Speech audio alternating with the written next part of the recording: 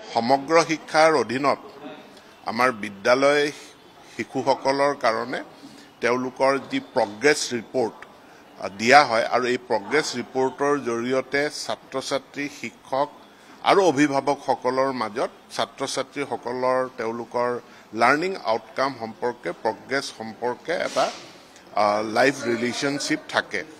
সৰ্বসাধাৰণতে কি হয় যে আমি বছৰটোৰ শেষৰ ফালে আমাৰ এই প্ৰগ্ৰেছ ৰিপৰ্টখন যিটো প্ৰকিউৰমেণ্টৰ প্ৰক্ৰিয়া আছে, কাৰণ এপ্ৰিলৰ পাছত আমি বাজেটৰ কাম আৰম্ভ কৰোঁ, তাৰ পাছত প্ৰকিউৰমেণ্টৰ প্ৰক্ৰিয়া আৰম্ভ হয় আৰু আমি জেমত প্ৰকিউৰমেণ্ট কৰিব লাগে। প্ৰকিউৰমেণ্ট কৰি ৰিপৰ্ট কাৰ্ডসমূহ আমাৰ হাতত আহি পায় মানে আমাৰ ডিচেম্বৰ জানুৱাৰী ফেব্ৰুৱাৰী হৈ যায়। কিন্তু ডিচেম্বৰ জানুৱাৰী ফেব্ৰুৱাৰীত বছৰটো শেষেই হয় একাডেমিক ইয়েৰটো। সেইকাৰণে আমি এটা ছিষ্টেম কৰিছোঁ যে 2024-25 যিটো ৰিপৰ্ট কাৰ্ড, এই ৰিপৰ্ট কাৰ্ডখন 25-26 বছৰত আমি ব্যৱহাৰ কৰিম, যাতে বছৰটোৰ শৈক্ষিক বছৰটোৰ আৰম্ভণিৰে পৰা ৰিপৰ্ট কাৰ্ডখন হয়। তো এই বছৰ এটা ব্ৰেক হ'ব, কিন্তু 25-26 বৰ্ষত আৰম্ভণিৰে পৰা আমাৰ প্ৰগ্ৰেছ কাৰ্ডখন ৰিপৰ্ট কাৰ্ডখন ছাত্ৰ-ছাত্ৰীসকলে পাব, তেওঁলোকৰ পিতৃ মাতৃয়ে পাব।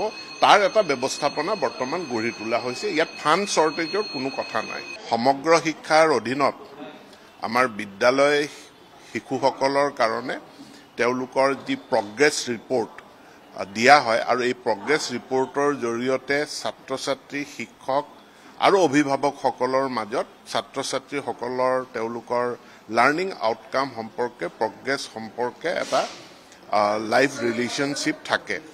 সৰ্বসাধাৰণতে কি হয় যে আমি বছৰটোৰ শেষৰ ফালে আমাৰ এই প্ৰগ্ৰেছ ৰিপৰ্টখন যিটো প্ৰকিউৰমেণ্টৰ প্ৰক্ৰিয়া আছে, কাৰণ এপ্ৰিলৰ পাছত আমি বাজেটৰ কাম আৰম্ভ কৰোঁ, তাৰ পাছত প্ৰকিউৰমেণ্টৰ প্ৰক্ৰিয়া আৰম্ভ হয় আৰু আমি জেমত প্ৰকিউৰমেণ্ট কৰিব লাগে।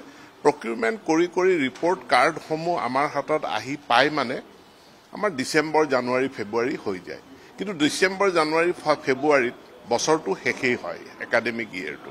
সেইকাৰণে আমি এটা ছিষ্টেম কৰিছোঁ যে 2024-25 যিটো ৰিপৰ্ট কাৰ্ড, এই ৰিপৰ্ট কাৰ্ডখন 25-26 বছৰত আমি ব্যৱহাৰ কৰিম, যাতে বছৰটোৰ শৈক্ষিক বছৰটোৰ আৰম্ভণিৰে পৰা ৰিপৰ্ট কাৰ্ডখন হয়।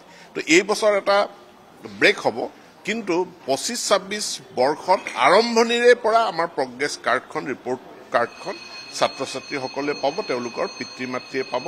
তাৰ এটা ব্যৱস্থাপনা বৰ্তমান গঢ়ি তোলা হৈছে। ইয়াত ফাণ্ড শ্বৰ্টেজৰ কোনো কথা নাই।